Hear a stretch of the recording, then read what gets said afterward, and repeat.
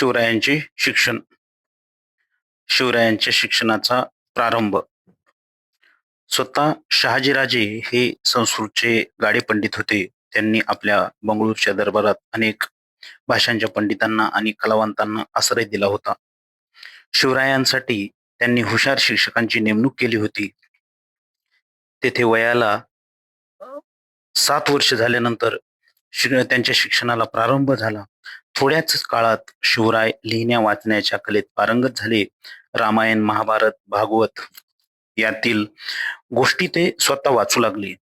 शहाजीराजांनी शिवरायांना युद्धकला शिकवण्यासाठी काही शिक्षकांची नेमणूक केली होती. त्यांनी शिवरायांस घोड्यावर बसणे, कुस्ती खेळणे, दांडपट्टा फिरवणे, तलवार चालवणे इत्यादी विद्या शिकवण्यास प्रारंभ केला. अशा प्रकारे वयाच्या 12व्या वर्षापर्यंत शिवरायांना विविध विद्या व कला यांचा परिचय झाला. लवकरच आदिलशहाने शहाजीराजांना कर्नाटकातील नायकांची राज्य जिंकण्याच्या मोहिमेवर पाठवले. या मोहिमेवर जाण्यापूर्वी शहाजीराजांनी जिजाऊ व शिवराय यांची पुणे जहागिरीकडे रवानगी केली. त्यावेळी त्यांच्याबरोबर शहाजीराजांनी हत्ती, घोडे, पायदळ, खजिना, ध्वज तसेच विश्वासू प्रधान, शूर सेनानी, विख्यात शिक्षक यांना धाडले. पुण्याचा कायापालट. जिजाऊ आणि शिवराय पुण्याला आले. शिवरायांना बालपणाचे दिवस आठवले. बालपणी शिवनेरीच्या मातीत ते खेळले होते. सह्याद्रीच्या उंच उंच शिखरे त्यांना पुन्हा दिसली. त्यांना खूप खूप आनंद झाला. त्यावेळचे पुणे आजच्या इतके मोठे नव्हते. शहाजीराजांच्या शत्रूंनी हे टुमदार गाव उजाड करून टाकले होते. गावातील मालमत्तेची नासधूस झाली होती. घरे मोडली होती, देवळे पाडली होती. शत्रूच्या भीतीने लोक गाव सोडून पळून गेले होते. शेते ओसाड झाली होती, जंगले वाढली होती, रानात लांडगे माजले होते. अशी पुण्याची दैन्यावस्था झाली होती. जिजाबाई शिवरायांसह पुण्यात राहू लागल्या. हे आसपासच्या गावातील लोकांना समजले तेव्हा लोकांना मोठा धीर आला. जिजाबाईंनी त्यांना जवळ बोलावून दिलासा दिला. लोक पुण्याला येऊन राहू लागले, शेतावर जाऊ लागले. जिजाबाईंनी पडकी देवळे पुन्हा दुरुस्त करून घेतली. देवळात सकाळ संध्याकाळ पूजा होऊ लागली. गाव लोकांनी गजबजू लागली. त्यामुळे पुण्याचे रूप पालटले. दादोजी कोंडदेवांची कामगिरी.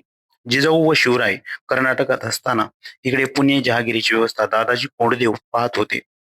ते कोंढाण्याचे सुभेदारही होते. ते मोठे इमानी सेवक होते. कारभारात चोख होते, तसेच ते न्यायी होते. त्यांची शिस्त कडक होती. ते निष्ठावंत होते. या काळात शहाजीराजांच्या आदेशाने पुण्यात एक मोठा वाडा बांधण्यात आला. त्याचे नाव लाल महाल.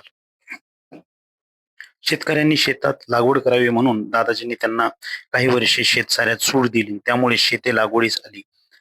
माजलेले लांडगे शेतकऱ्यांना त्रास देत म्हणून लांडगे मारण्यासाठी त्यांनी बक्षिसे लावली. त्यामुळे बरेच लांडगे मारले गेले. चोरांचा सुळसुळाट झाला होता. दादाजींनी शेतकऱ्यांची पथके उभारली व त्यांचा पहारा बसवला. चोरांचा बंदोबस्त केला. जमिनीची प्रतवारी ठरवून तिच्यावर सारा आकारला. त्यामुळे लोकांना आनंद झाला. दादाजी कोंडदेव आणि निजामशाहीचा वजीर मलिक अंबर यांचे कार्य शेती सुधारणा आणि सारा वसुली या क्षेत्रात मोलाचे व पायाभूत मानले जाते. शिवरायांचे शिक्षण. शिवराय पुणे जहागिरीत आले तरी जिजाबाईंच्या देखरेखीखाली त्यांचे शिक्षण चालूच राहिले. बंगळुरूहून येताना शहाजीराजांनी सोबत दिलेल्या नामवंत शिक्षकांनी शिवरायांना अनेक शास्त्रे, विद्या व भाषा शिकवल्या. उत्तम राज्यकारभार कसा करावा, शत्रूंशी युद्ध कसे करावे, किल्ले कसे बांधावे, घोडे व हत्ती यांची परीक्षा कशी करावी, शत्रूंच्या दुर्गम प्रदेशातून निष्ठून कसे जावे इत्यादी अनेक विद्या शिवरायांना अवगत झाल्या. शिवरायांची शिक्षणातील ही प्रगती पाहून जिजाऊंना मोठा आनंद झाला. वीर माता जिजाबाईंनी शिवरायांस शिकवण. जिजाबाई ही काही सामान्य स्त्री नव्हती. ती लखुजीराव जाधवांसारख्या बलाढ्य सरदाराची कन्या आणि शहाजीराजासारख्या पराक्रमी पुरुषाची पत्नी होती. राजकारणाचे व युद्धनीतीचे बाळकडू जिजाबाईंना लहानपणापासून मिळत होते. जाधव व भोसले या दोन्ही प्रसिद्ध घराण्यांची लढाऊ परंपरा त्यांच्या ठिकाणी एकत्र आली होती. जिजाबाई मोठ्या स्वाभिमानी व स्वातंत्र्यप्रिय होत्या. मराठा सरदाराने कितीही पराक्रम केला तरी सुलतानांच्या दरबारात त्यांची चीज होत नाही, याचा त्यांना वाईट अनुभव आला होता. निजामशहाने भर दरबारात त्यांच्या पितेची हत्या केली होती. त्याचे दुःख त्यांनी पचवले होते. जिजाबाईंनी आता निश्चय केला होता की त्यांचा शिवबा अशी परक्यांची चाकरी करणार नाही. तो स्वतःच आपल्या लोकांचे राज्य म्हणजे स्वराज्य स्थापन करेल. या विचाराने त्या शिवरायांना घडवत होत्या. मावळात राहणाऱ्या लोकांना मावळे म्हणत. मावळे इमानी, कष्टाळू व चपळ होते. काटकपणात त्यांचा हात कोणी धरत नसे. पण ते सुलतानी राजवटीने गांजले होते. सुलतानांच्या लष्करातून गावेच्या गावे लुटली जात. रयत परागंदा होई. तिला कोणी वाली नसे. अशा दुःखी कष्टी लोकांसाठी आपण काहीतरी करावे असे शिवरायांना वाटे. घरी आल्यावर शिवराय जिजाबाईंपाशी हितगुज करत. जिजाबाई म्हणत, शिवबा, भोसल्यांचा पूर्वज श्रीरामचंद्र श्रीरामचंद्राने दुष्ट रावणाला मारले आणि प्रजेस सुखी केले. जाधवांचा पूर्वज श्रीकृष्ण त्याने दुष्ट कंसाला ठार केले आणि प्रजेला सुखी केले. श्रीराम आणि श्रीकृष्ण यांच्या वंशात तुझा जन्म झाला आहे. अरे, तू सुद्धा दुष्टांचा संहार करू शकशील.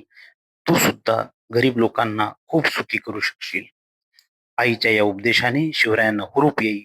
राम, कृष्ण, भीम, अर्जुन या वीरांच्या गोष्टी त्यांना आठवत.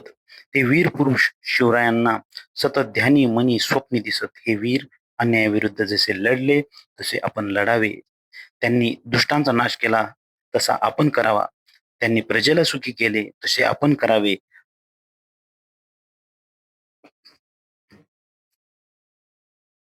आपण न्यायी व्हावे, धाडशी व्हावे, पराक्रमी व्हावे असे शिवरायांना सतत वाटू लागले. शिवरायांचा नवा अंमल. पुणे जहागिरीत आता जिजाबाईंच्या मार्गदर्शनाखाली शिवरायांचा नवा अंमल सुरू झाला. या कामासाठी शहाजीराजांनी पूर्व तयारी करून दिली होती. त्यांनी शिवरायांना बंगळुरूहून पुण्याला पाठवताना साम्राज निळकंठ पेशवे, कृष्ण बाळकृष्ण हनुमंते मुजुमदार, मानकोजी दहातोंडे सरनोबत, रघुनाथ बल्लाळ सबनीस, सोनोपंत डबीर अशी मातब्बर मंडळी त्यांच्याबरोबर दिली होती. जणू हे सर्व स्वतंत्र राज्याचे अधिकारीच. शिवरायांनी आपल्या जहागिरीचा कारभार उत्तम रीतीने पाहावा म्हणून शहाजीराजांनी ही अधिकारी पुण्यास पाठवले होते. त्यांच्या मदतीने शिवराय जहागिरीचा कारभार पाहू लागले. लोकांच्या सुखदुःखाच्या गोष्टीकडे लक्ष देऊ लागले. रयतेवर अन्याय करणाऱ्यांना शिक्षा होऊ लागल्या. एक प्रकारे शहाजीराजांच्या जहागिरीचा कायापालटच होत होता. पुढे होऊ घातलेल्या स्वराज्याचा नमुनाच मावळ्यांना पाहायला मिळत होता. जणू तो स्वराज्याचा अरुणोदयच होता. शिवरायांचा विवाह. त्या काळी अगदी लहानपणीच लग्न करण्याची पद्धत होती. तेव्हा जिजाबाता म्हणाल्या, आता शिवबाचे दोहोंचे 4 हात करायला पाहिजे. मग शिवबा करता मुली पाहणे सुरू झाले. एक मुलगी त्यांना पसंत पडली. तिचे नाव सईबाई. फलटणच्या नाईक निंबाळकर घराण्यातील ती मुलगी. हा विवाह मोठ्या थाटामाटाने साजरा झाला.